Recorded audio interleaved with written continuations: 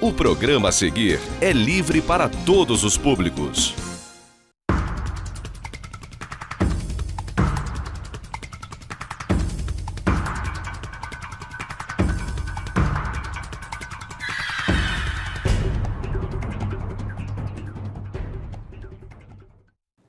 Olá, amigos de casa, estamos começando mais um programa Direto ao Ponto aqui pela TV Zoom, que você também pode acompanhar através da nossa página na internet, tvzoom.com.br, no nosso canal do YouTube e também através do aplicativo de celular, em qualquer hora, em qualquer lugar.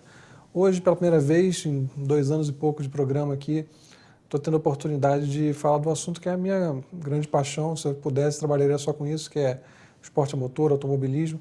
Mas, infelizmente, por um mote que foi enfim, uma tristeza muito grande para pessoas da minha geração, eu estou com 40 anos, tem mortes que marcam, né, gerações.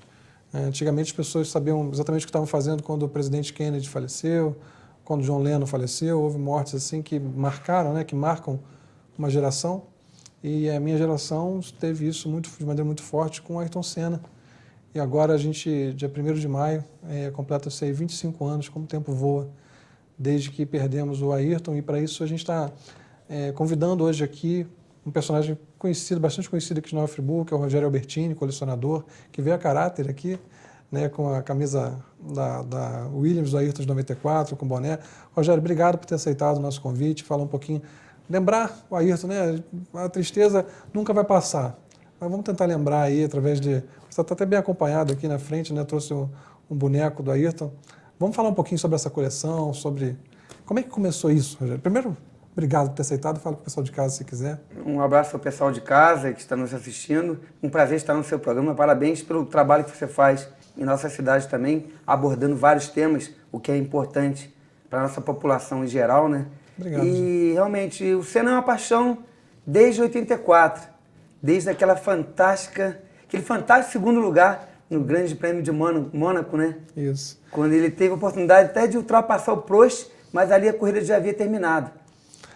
Na verdade, deram a bandeira vermelha junto com a quadriculada, né? Então valia o resultado da volta anterior, né? Isso mesmo, né? Mas foi um tiro que saiu pela culatra, né? Porque ele não venceu aquela prova, mas acabou perdendo o título, né? O Prost acabou perdendo o título por meio ponto para o Lauda, né? Mas o fato do Ayrton não ter vencido aquela corrida por ter sido interrompida quando ele se preparava para passar o Prost, a ultrapassagem naquele momento era inevitável, ele estava 5 segundos por volta mais rápida, né? Acabou dando uma notoriedade muito grande, porque deu um tom de favorecimento, né, ao Prost. E ali realmente ele ganhou. Ele já vinha fazendo uma carreira impressionante, né? Mas aquele momento ali realmente, para a Fórmula 1... Na África do Sul, na primeira corrida, ele chegou em sexto, com a Toleman. Impressionante, né? E teve espasmo muscular, né? Porque ele colheu o detrito no meio da reta, né? O bico da Toleman saiu, ele ficou muito pesado o volante. Acabou a corrida, ele não conseguia nem sair do carro, né? Igual no Brasil, né? Na vitória em 91, na primeira vitória no Brasil, ele não conseguiu nem erguer o troféu de tanta dor. Chegou ao final da corrida com, acho que com a segunda e a sexta marcha só, debaixo de chuva, né? Ele só usava a sexta, né? Porque os outros estavam pulando. 24 de março de 91, primeira vitória no Brasil. Tudo isso, assim, para quem é muito novo, é difícil explicar o que foi Ayrton Senna, né? Para quem chegou depois, para quem nasceu depois do falecimento dele, né? É muito difícil explicar o que era aquilo, né? E não só o Ayrton, né? O Brasil ficou sem ganhar a Copa do Mundo entre 70 e 94. E nesse período, de 70 a 94, dominamos as pistas do mundo, né? Primeiro com o Emerson Fittipaldi. Bicampeão mundial, né? Que eu tive a chance de estar com ele ontem, né? A gente está gravando no dia 26, ontem eu fiz uma homenagem a ele em São Paulo. Que abriu as portas para todo mundo, né? Foi. Abriu e escancarou, né? Porque o que ele fez lá, a gente não tem muita noção do que ele fez. A importância dele para o Brasil, né? E depois deixou herdeiros, veio o Pátio, que faleceu, né? O Piquet. E a única vitória do Pátio foi no Brasil, né? Em 75. Pois é, Interlagos. Que dá nome ao autódromo, né? José Carlos Pátio é o nome do autódromo, né? Foi a nossa primeira dobradinha também, né? O Emerson chegou em segundo naquela corrida. Enfim, esse período é muito difícil explicar para quem não viveu, e para quem viveu não é necessário explicar, porque todo mundo consegue lembrar que a gente falava de automobilismo como quem fala de futebol hoje em dia, né? Discutia, né? E todo mundo entendia do assunto. Podia ter ultrapassado naquela curva, podia ter segurado para não bater. Havia essa discussão no domingo pela manhã, né? As corridas aconteciam pela manhã. E você via as provas no Japão e na Austrália, de noite todo mundo acordado para ver, nos bares, nas ruas, ou você olhava os prédios das luzes acesas, né? Então... Pela madrugada no Brasil, né? Estão mostrando ali o boneco dele, que em relação ao Japão, 88, essa o primeiro título mundial, em 88. Fala um pouquinho sobre isso. Ele é bastante especial, é bastante raro, né? Esse boneco. Fala para ele, conta para o pessoal de casa a história dele, como é que você conseguiu, porque é uma edição numerada, não é isso? É uma edição numerada, especial. Foi feita em homenagem, em lembrança aos 30 anos do primeiro título em 88, em Suzuka, no Japão. E foram feitas 1.988 peças dessas para o mundo todo. Quer dizer, bastante raro, né? Muito, porque se você abrir o leque, 1.988 peças para o mundo todo. Olha a quantidade de fãs que o Senna tem pelo mundo todo. Uhum. Realmente se torna raro por isso. Eu consegui direto com a firma que produz aqui no Brasil, em São Paulo. Entrei em contato com eles. Conseguiu reservar um? Consegui reservar um. Foram 1988, a minha é 1903, a minha. Pegou no finalzinho, então. Pegou uma das últimas, né? O que mais que você tem do Ayrton? Tem muita coisa, desde as primeiras corridas, né? A partir de 84, quando realmente ele despontou na Fórmula 1, eu passei a guardar as coisas sobre ele, né? Gravava as corridas, tem muita corrida gravada em VHS ainda, em recorte de jornais, e com as vitórias, né? A partir da primeira vitória em Portugal, no dia 21 de abril de 1985, aí sim que realmente eu já gostava do Senna, até por esse segundo lugar em Mônaco, né? Uhum. Pelo que ele fez, com um carro totalmente inferior. E aí isso despertou, poxa, vou começar a guardar essas coisas do Senna. É um ídolo nacional, quando ele parar de correr, eu vou ter essas coisas para poder mostrar aos meus filhos e aos meus netos futuramente, né? Aí daí partiu a ideia através disso, dessas vitórias emblemáticas, né?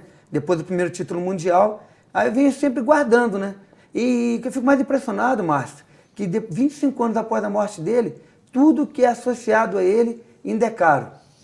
Valoriza, né? Valorizou, as peças se tornaram muito raras. E ele é uma marca não só conhecida no mundo inteiro, mas respeitada no mundo inteiro, né? Curiosamente, no Brasil, tem muita gente que o ataca bastante, porque, claro, existe... Quando você vê o ufanismo, uma santificação do Ayrton, que acontece em alguma parte da mídia, tem uma outra que busca se distanciar e pendula, e eu sempre costumo dizer que ele não tem culpa desses exageros, tanto a favor quanto contra, porque ali no meio tinha um piloto que era excepcional. E eu acho interessante o seu relato, porque mostra que, é claro que a partir do momento que ele morre ao vivo, na televisão, diante de todo mundo, isso causa um impacto tremendo. Mas você já tinha percebido, como eu já tinha percebido e tantos outros, enquanto estava acontecendo, que a gente estava vendo algo de especial. Muito, muito. Né? As nossas mães de domingo nunca mais foram as mesmas, depois da morte dele, 1º de maio de 1994. E todo mundo que eu converso, que é fã do Ayrton também, ou de Fórmula 1, todo mundo sabe me dizer, me responde. Eu sempre pergunto, aonde você estava nesse dia? Quase todo mundo diz, eu não estava vendo a corrida, ou fiquei sabendo depois, eu estava vendo a corrida. Todo mundo se lembra desse momento, como você disse. Né? É uma data que marcou para todo mundo, né? Marcou, como antes a morte de Getúlio tinha marcado, né? Quando as pessoas souberam. Foi realmente um momento que meu telefone na época não era celular, né? Mas o telefone não parava de tocar, porque todo mundo sabia o quanto eu era fã. E foi um dos dias mais tristes da minha vida até hoje. Para mim também. Porque realmente eu era fã de verdade, eu realmente acompanhava. E o Ayrton, ele premiava muitos fãs, né? Ele era um competidor que estava dando sempre 100%. Sempre. E de certa forma, ele era até previsível. Ele perdeu corridas por isso. Porque se fosse preciso, se 100% não bastasse, ele podia eventualmente até passar de 100%. Foi o que aconteceu em Mônaco, em 88. Mais de um minuto à frente do Prost lá, bateu na entrada do túnel. Porque o Prost sabia que ele nunca... Ele era previsível, ele tinha que vencer sempre. Um minuto atrás, o Prost fez 2 voltas muito rápidas para para o perturbar mesmo, falar, eu vou tentar. Para incomodar, E ele né? sabia que o Ayrton ia reagir, ia tentar fazer a volta mais rápida do que a dele. Então, ele um minuto atrás, ele ficou tirando a concentração do Ayrton, que acabou cometendo um erro bobo na entrada do túnel. Mas, por exemplo, a última corrida dele no Brasil, em 94, foi a mesma coisa, né? Também. O Schumacher passou nos boxes, a Benetton estava sem o filtro de combustível, né? E na perseguição final, o carro do Schumacher nitidamente, eu não vou entrar em mérito se estava legal ou se não estava, mas nitidamente estava mais equilibrado. O Ayrton estava uma volta à frente do companheiro dele, que é o Damon Hill, que viria a ser campeão do mundo. E quando ele percebeu que o único jeito de alcançar o Schumacher era arriscar tudo, ele acabou rodando na subida da junção, porque para ele o segundo lugar era doloroso, né? E ele não marcou um ponto na Williams, não conseguiu marcar, não completou uma prova em 3. Justamente por causa disso, né? E na largada, depois em Aida, no Japão, foi atingido. Mas assim, ele era uma pessoa que premiava o fã porque ele não se entregava nunca, né? Mas isso que o tornou um grande ídolo. É. Você vê em 86, o Brasil havia acabado de perder para a França na Copa do Mundo no México, perdeu nos pênaltis. Aconteceu a corrida de Detroit. Ele ganhou a corrida, foi a primeira vez que ele empunhou a bandeira do Brasil. Pegou a bandeira, deu a volta da vitória com a bandeira do Brasil. Mas isso não foi para, eu sou brasileiro. Ele demonstrar que o Brasil pode tudo, pode conseguir vitórias. Não é porque perdeu uma partida de futebol que o mundo acabou. Temos grandes atletas e um povo maravilhoso que consegue se reerguer de tudo, né? Aí, quer dizer, ele demonstrou todo o patriotismo dele nessa vitória emblemática, né? Aquele gesto teve um significado enorme, porque a gente estava em 86, como você disse, processo de redemocratização, né? E o brasileiro médio estava de mal com a bandeira, né? Os símbolos que remetiam ao período de governo militar estavam um pouco desgastados, vamos dizer assim, né? E naquele momento o Ayrton pegou a bandeira para ele, né? Pegou para ele e se apropriou dela e a gente sabe que... E se tornou uma marca dele, né? Se tornou uma marca, mas assim, ali explodiu. E foi no mesmo dia que o Maradona fez aqueles gols contra a Inglaterra, né? Então eu cheguei a escrever um texto... La Mano de Deus. La Mano de Deus, né? Eu cheguei a escrever que surgiram 2 lendas em 2 horas, né? Porque enquanto o Maradona fez aquele gol que é considerado o mais bonito da história das Copas, né?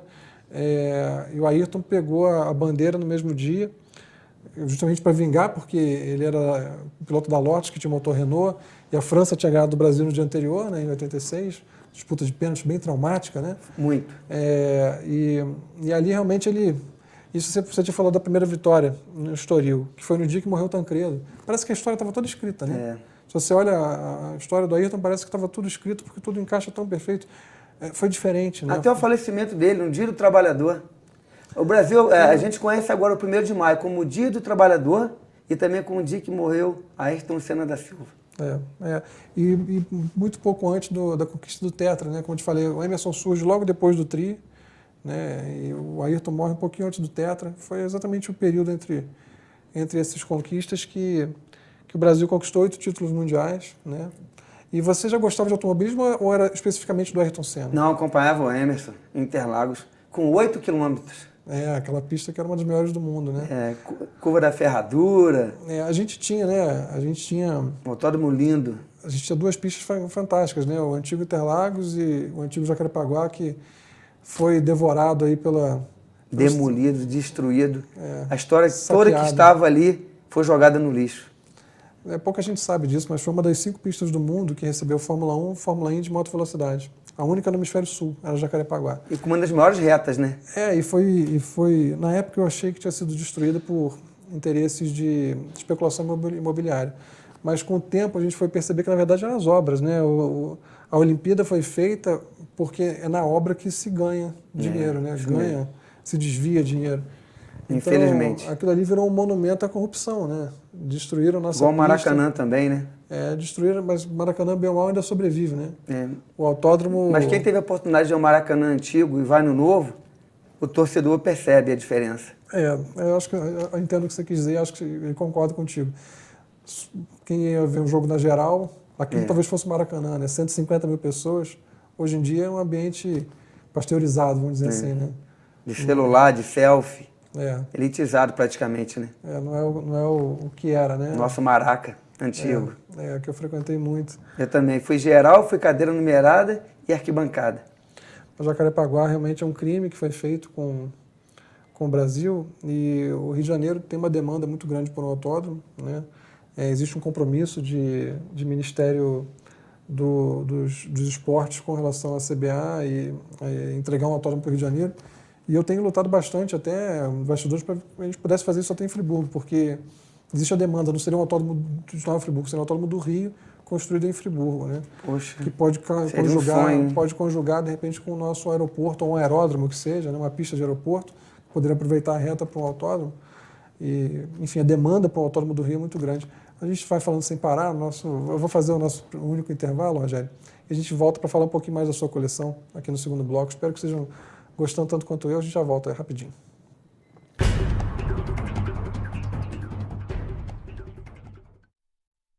Você pode assistir aos programas da TV Zoom na hora que quiser. Pode também acompanhar ao vivo a nossa programação. Baixe grátis o aplicativo TV Zoom no seu celular ou no seu tablet e envie o seu vídeo para o nosso jornalismo. Aplicativo TV Zoom. É Nova Friburgo na palma da sua mão.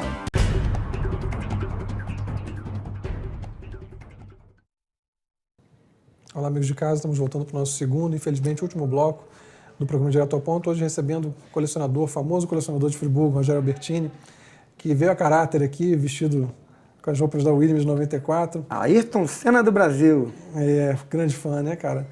Conta pra gente, você tem muita coisa, né? Eu já vi muita matéria. Sempre que, na verdade, se fala de Ayrton Senna em Friburgo, buscam sempre você como referência. Você tem um capacete dele, né? Eu tenho um capacete pintado pelo Cid Mosca. Que foi justamente quem pintou, de fato. Que idealizou o capacete do Senna e pintou, né? Que é o único estúdio que pode vender capacete do Ayrton ou de vários outros pilotos, porque foi quem idealizou, né? E tem variações de ano para ano sutis, né? Como é que é esse capacete? Você comprou diretamente lá com ele? Eu comprei direto com eles, porque o filho dele deu continuidade, um Alan Mosca deu continuidade. Aprendeu tudo com o pai, mas eu peguei antes da morte do Cid. Ele faleceu em 2012, né? Uhum. Eu consegui através da internet. A internet, por esse lado, Márcio, ajudou muito. Porque muitos itens que eu tenho, eu consegui através da internet. Que não teria possibilidade de sair de Friburgo, ir a São Paulo, ir ao Rio, para procurar essas coisas. E a internet me ajudou. Buscando no site, entrei no site lá do Cid Mosca e vi o capacete, né? Na época, R$4.000. Nossa. Aí entrei em contato com eles, envio essa coisa toda. Aí escolhi especificamente o dessa primeira vitória no Brasil, que foi 24 de março de 1991, né? E que antigamente a temporada começava aqui pelo Brasil, né? E aí foram feitas 1.000 peças desse capacete que eu tenho. A minha é número 123. Aí ele vem com certificado de autenticidade, escrito em inglês e assinado pelo Cid. Legal. E uma coisa que eu gostei, até que minha família me apoia muito, né? Minha esposa Isabel me apoia muito nisso. Tem que ter apoio familiar. Tem que ter o apoio. Senão... Porque ali você está investindo um dinheiro ali que poderia estar sendo usado de repente até para outra coisa. Mas quando o capacete chegou lá em casa, eu sempre falo isso nas entrevistas, foi uma emoção geral. Minha, da minha filha Roberta, do meu filho Guilherme, porque era um sonho. Imagina você ter um capacete mesmo sendo uma réplica do Senna. Sim. Que é o capacete oficial mesmo, pintado pelo Cid Mosca. Uhum. Não é uma réplica que eu comprei de outra pessoa que pintou. Sim. Eu comprei do cara que idealizou o capacete do Senna e pintou durante a vida toda. Um capacete que poderia ter sido dele, né? E uma coisa eu preservo. Eu nunca coloquei na cabeça e nunca vou colocar em respeito a ele. Eu acho que isso é uma falta de respeito. Eles fazem hoje em dia capacetes para vender, para motociclista, para tudo, até respeito. Mas eu nunca colocarei o capacete do Senna na cabeça.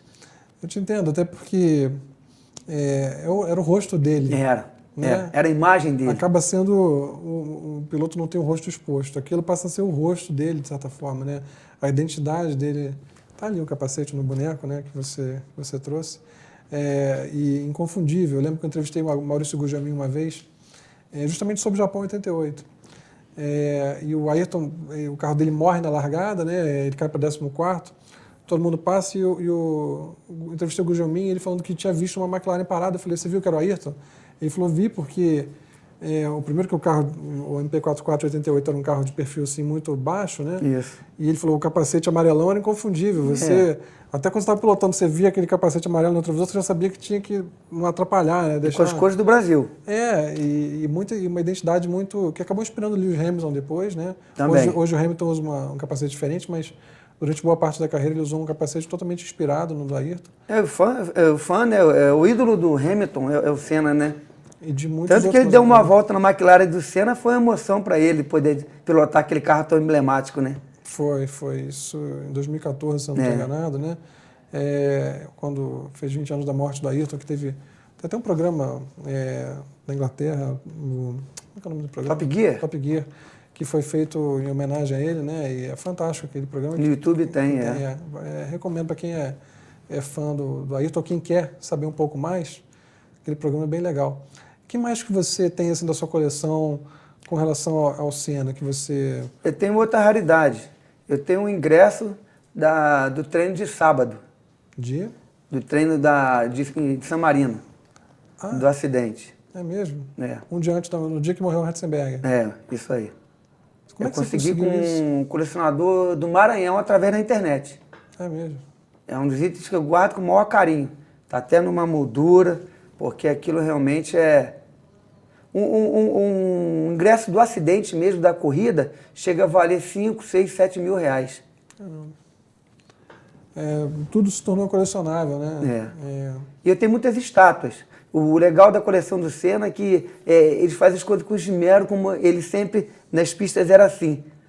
Coisa muito detalhada, são coisas bem feitas. E isso estimula até o colecionador a comprar. E não são itens baratos. Uma estátua dessa chega a custar 800 reais. Quer dizer, e as maiores chegam a 2, 3 mil reais. De todas que foram lançadas, eu tenho. Tem na época da Lotus com o macacão preto, né? Da primeira vitória. E eles lançaram em 87 da Lotus amarela, da primeira vitória em Mônaco também, que é do mesmo tamanho, mas perfeito, ele com o boné do Banco Nacional também.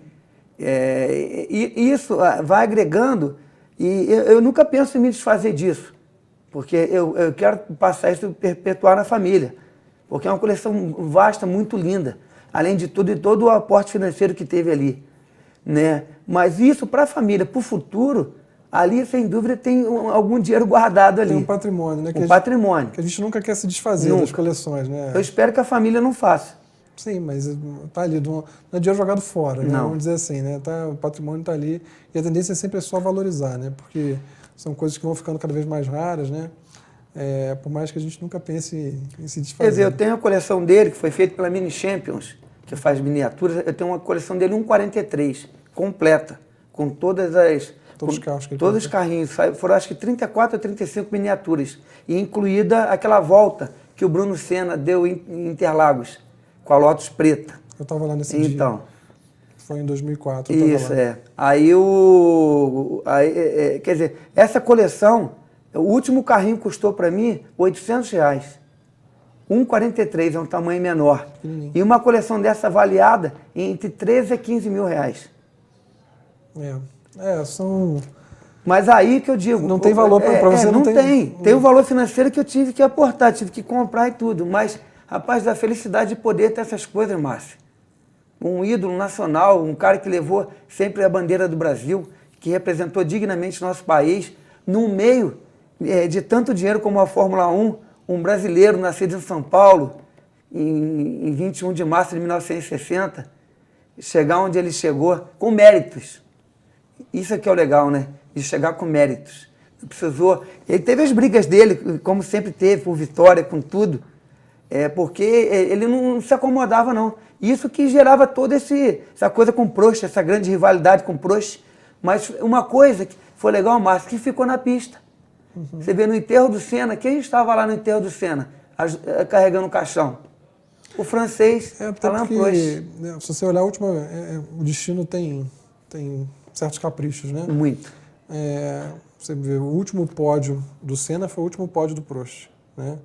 Ninguém podia imaginar isso. E a última vitória do Senna. Foi a última vitória do Senna na Austrália em 93, que tinham proibido que ele pudesse pegar a bandeira Então ele correu com a bandeira dentro do cockpit naquela corrida.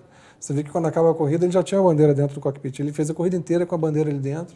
Ele queria muito vencer aquela corrida porque dava o recorde de vitórias à McLaren e era a vitória da despedida do Prost.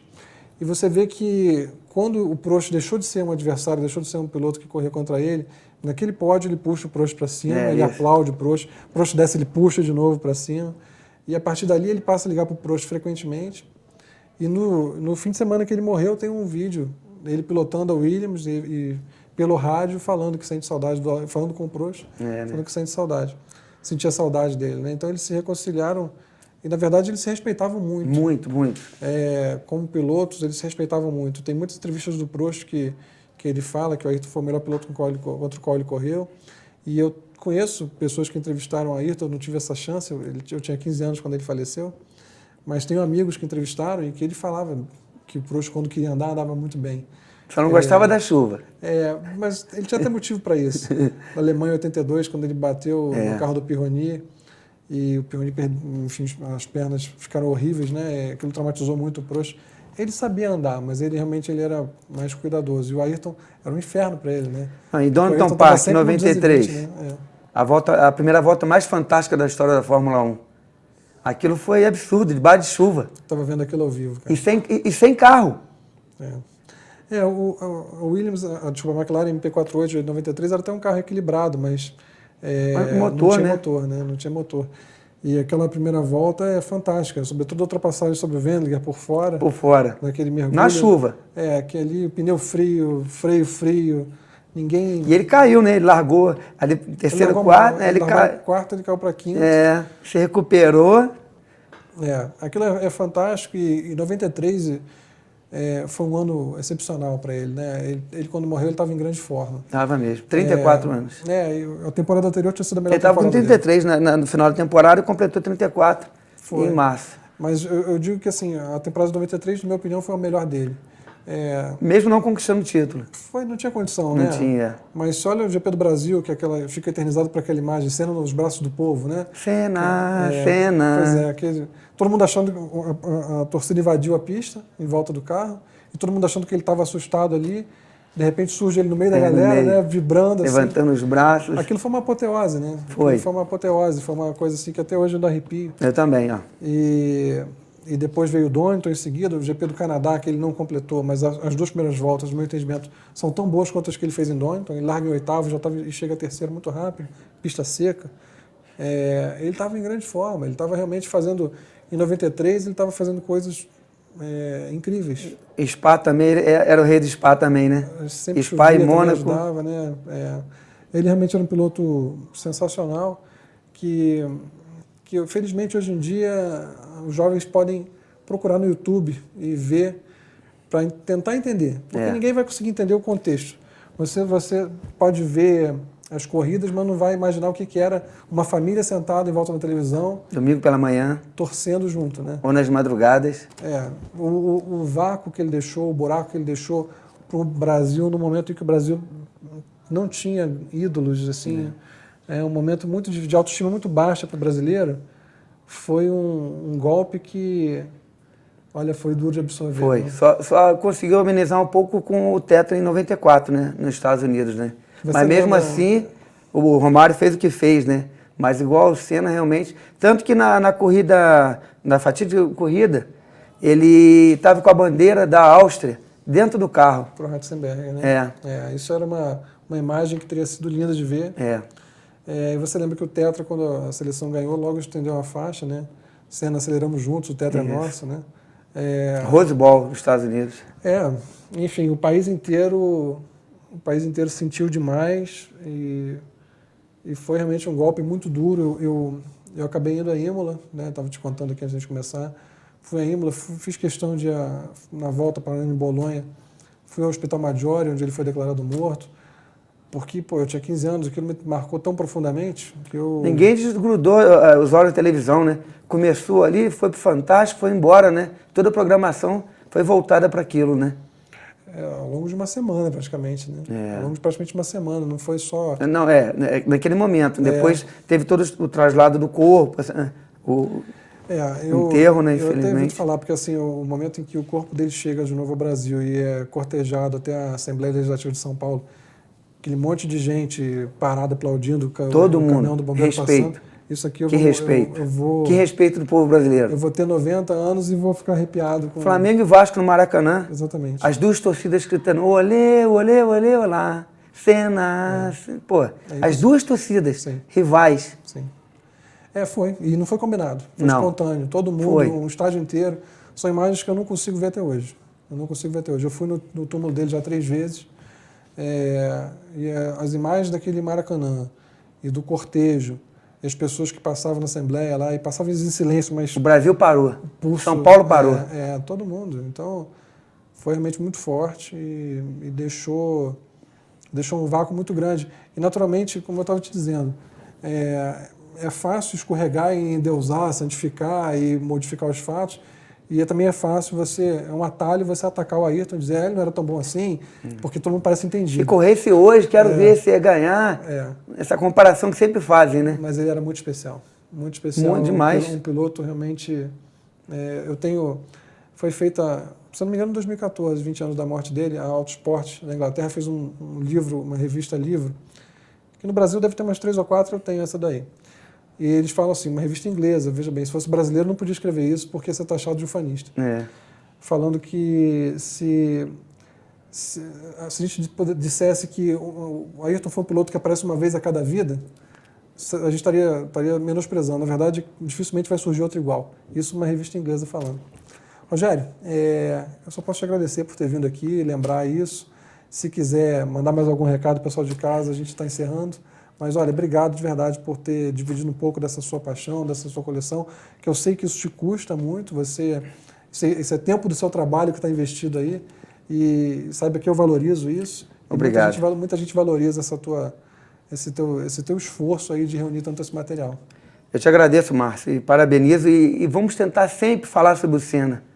Não vamos deixá-lo cair no esquecimento. Nunca vai sair dos nossos corações, do fã mesmo, de quem teve a oportunidade de acordar os domingos para ver as corridas. E eu só posso dizer uma coisa, valeu, Ayrton. É isso aí. É isso aí. Boa parte do que você compra vai para o Instituto também, ajuda Tudo, muita criança, ajuda. né? Então, parabéns a você pela tua coleção. E eu espero que vocês tenham gostado do programa tanto quanto eu. A gente volta na semana que vem com mais um programa Direto ao Ponto. Até lá.